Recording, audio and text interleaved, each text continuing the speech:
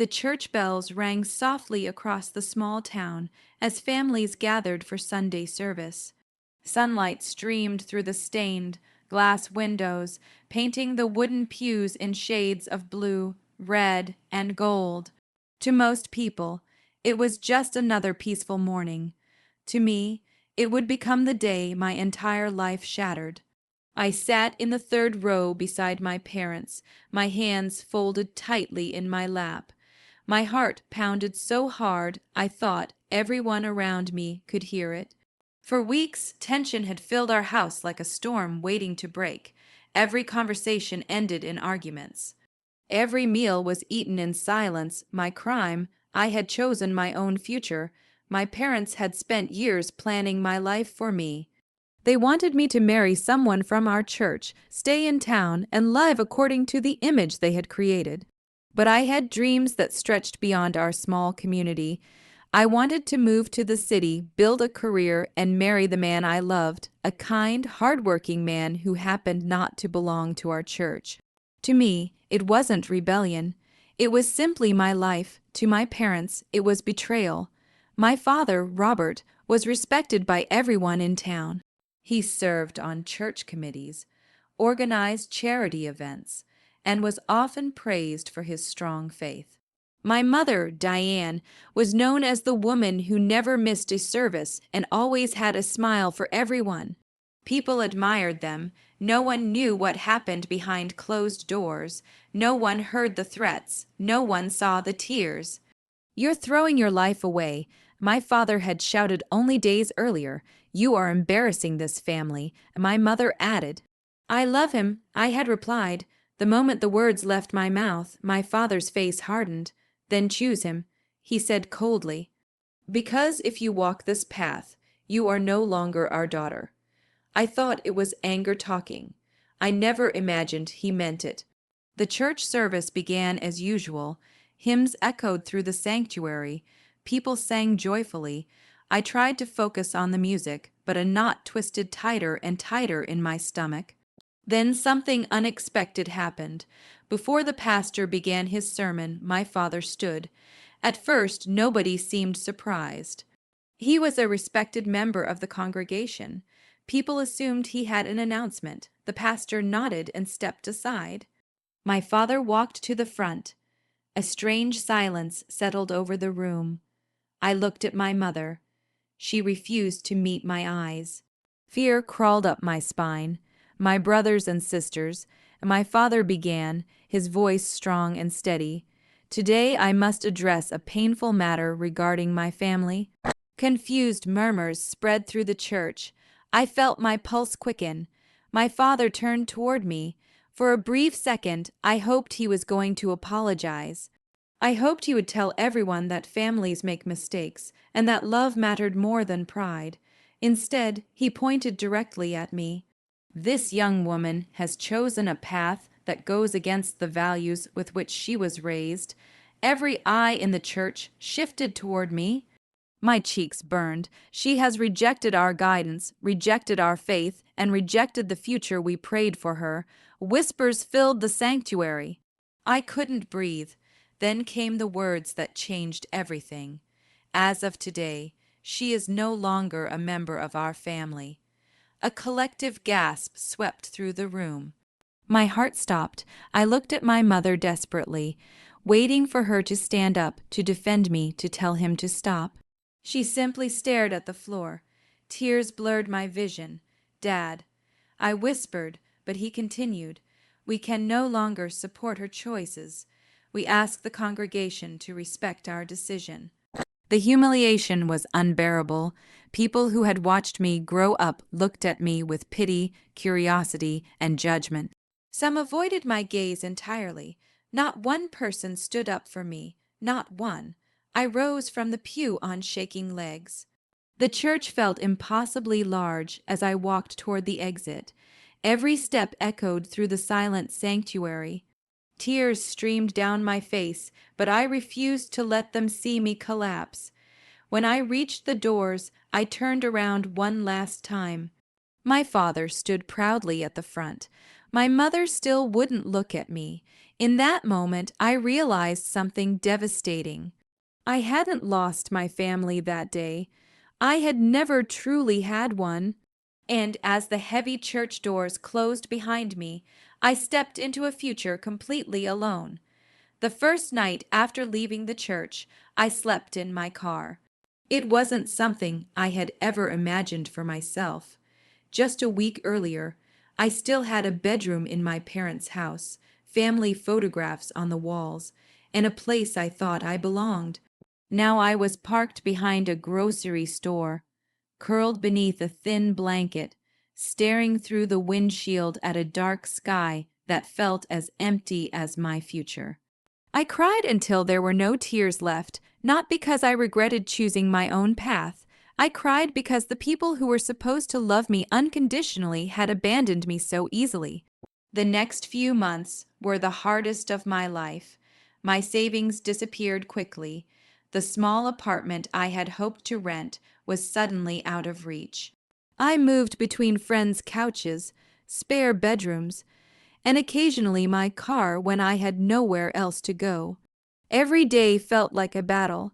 I worked mornings at a coffee shop and evenings at a retail store. Some nights I didn't get home until after midnight. My feet ached constantly, and exhaustion became a permanent part of my life, yet the physical pain wasn't the worst part. The loneliness was. Birthdays passed without phone calls. Holidays came and went without invitations. Every time my phone buzzed, a tiny part of me hoped it was my mother. Every time I was disappointed. Months turned into a year. The church incident spread throughout our town. People whispered when they saw me. Some treated me like a cautionary tale. Others acted as though I no longer existed. For a while, I believed them. I started wondering if maybe my parents had been right. Maybe I was a failure. Maybe I had ruined my own life. Those thoughts became darker after my relationship ended. The man I had fought so hard to be with eventually moved away for work. The distance became too much, and we separated peacefully. There was no betrayal, no anger, just two people heading in different directions. But losing him felt like losing the last piece of the life I had risked everything for. One rainy evening, I sat alone in my tiny rented room and stared at my reflection. My eyes were tired, my face looked older. For the first time, I asked myself a difficult question. What if my life wasn't supposed to be about proving my parents wrong? What if it was supposed to be about proving myself right? That single thought changed everything. The next morning, I enrolled in online business courses using money I could barely afford to spend. I studied before work. I studied after work. I studied during lunch breaks. While others slept, I learned. While others doubted me, I built plans. Eventually, I started a small digital marketing business from my laptop. At first, clients were difficult to find. Some months I barely earned enough to cover rent, but I refused to quit. Every rejection became motivation. Every obstacle became a lesson. Slowly, things began to change. One client became 3. 3 became 10. 10 became more than I could manage alone. 2 years after being disowned, I was running a thriving company. The girl who once slept in a car now employed a team of people. The daughter who had supposedly ruined her future had built one with her own hands. I bought a beautiful house on a quiet street lined with maple trees. It wasn't a mansion, but every room represented something priceless. Freedom, independence, peace. On the day I received the keys, I stood alone in the empty living room and looked around. Sunlight poured through the windows, the walls were bare, the rooms echoed, but for the first time in years I felt something I hadn't felt since childhood. Safe, no one could throw me out, no one could take this away, no one could tell me who I was supposed to be. That night I sat on the floor with a pizza box and celebrated by myself. Yet despite everything I had achieved, one wound never fully healed.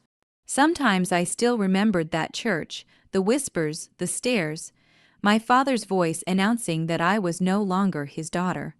And my mother's silence. Success had rebuilt my life, but it hadn't erased the scars. What I didn't know was that the people who had humiliated me so publicly were about to reappear in my life. And when they did, they wouldn't arrive with pride. They would arrive desperate, broken, and carrying a diaper bag. 2 years had passed since the day my parents erased me from their lives.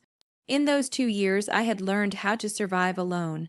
I had built a successful business, bought my own home, and created a life no one could take away from me. The pain of what happened in that church still lingered, but it no longer controlled me. At least, that's what I believed. Then came the knock on my door. It was a cold Thursday evening in late autumn. Rain tapped softly against the windows while a strong wind rattled the trees outside. I had just finished reviewing client reports and was looking forward to a quiet night. The knock came again. 3 slow, hesitant taps. Something about it felt strange. Most visitors rang the doorbell. I stood and walked toward the front door, glancing through the glass panel beside it. The moment I saw who was standing outside, my body froze. My parents. For a second, I genuinely thought I was imagining things. My father looked older than I remembered. His shoulders were slumped, and deep lines surrounded his eyes. The confident man who once commanded attention in church looked exhausted.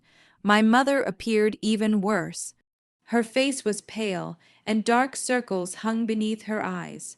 Her hair, once carefully styled, was pulled back carelessly, and hanging from her shoulder was a faded diaper bag.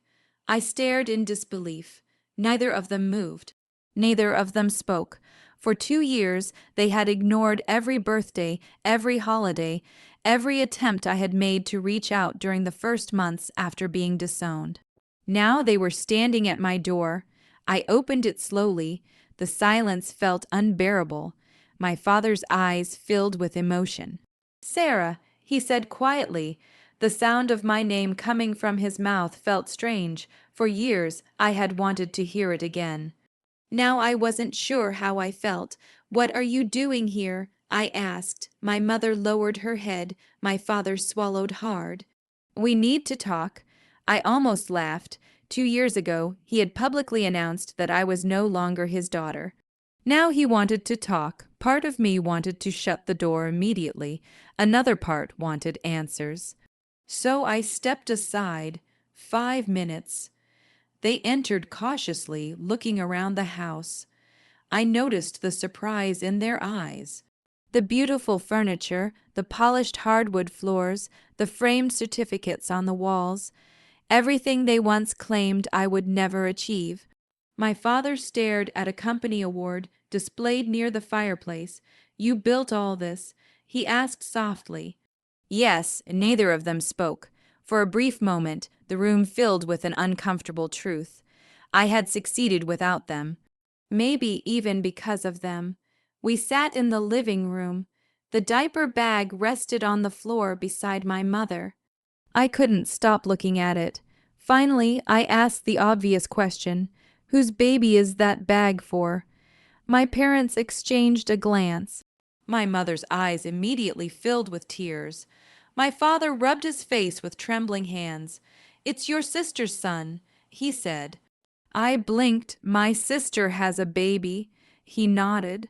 The story that followed left me speechless. My younger sister, Emma, the same daughter my parents had always praised and protected, had struggled with addiction for over a year.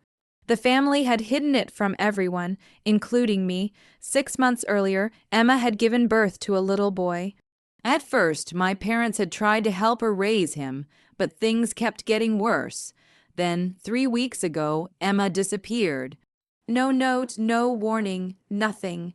She left the baby behind and vanished. Now my parents were caring for an infant full-time. The responsibility had drained their savings, destroyed their routines, and overwhelmed them emotionally. My father had retired early due to health issues. Medical bills were piling up. The church community that once praised them had slowly stopped helping. People offered prayers, few offered real support. When he finished speaking, the room fell silent. I looked at the diaper bag again. Suddenly, it seemed much heavier than before, not because of what was inside, but because of what it represented. Desperation, regret, and the cruel irony of life. The same parents who had abandoned me when I needed them were now sitting in my home because they needed me. Then my father said the words I never expected to hear. Tears filled his eyes. We were wrong.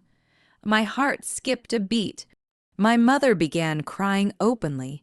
We made a terrible mistake. For 2 years, I had imagined this moment. I had imagined anger. I had imagined satisfaction. I had imagined revenge. But as I looked at the broken people sitting across from me, I felt something far more complicated.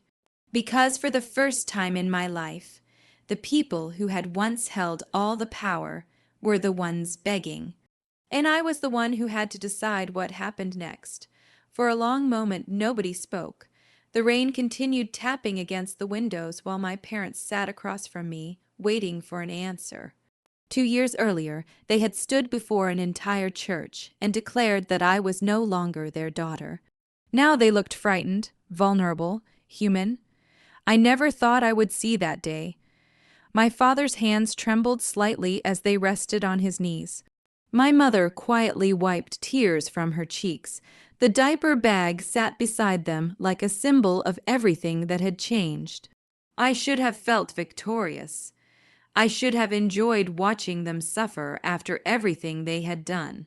Instead, I felt exhausted, because carrying pain for 2 years is heavy.